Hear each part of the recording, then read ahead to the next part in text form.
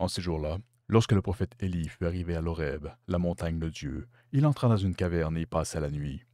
Et voici que la parole du Seigneur lui fut adressée. Il lui dit, Sors et tiens-toi sur la montagne devant le Seigneur, car il va passer.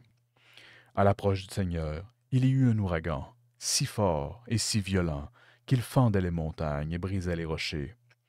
Mais le Seigneur n'était pas dans l'ouragan. Et après l'ouragan, il y eut un tremblement de terre. Mais le Seigneur n'était pas dans le tremblement de terre. Et après ce tremblement de terre, un feu. Mais le Seigneur n'était pas dans ce feu. Et après ce feu, le murmure d'une brise légère. Aussitôt qu'il l'entendit, Élie se couvrit le visage avec son manteau. Il sortit et se tint à l'entrée de la caverne.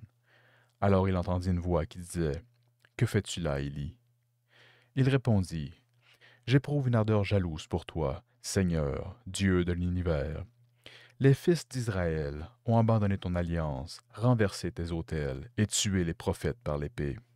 Moi, je suis le seul à être resté, et ils cherchent à prendre ma vie. Le Seigneur lui dit, Repars vers Damas par le chemin du désert. Arrivé là, tu consacreras par l'onction Hazaël comme roi de Syrie. Puis, tu consacreras Jéhu, fils de Namzi, comme roi d'Israël. Et tu consacreras Élisée, fils de Shaphat, d'Abel-Méola, comme prophète, pour te succéder.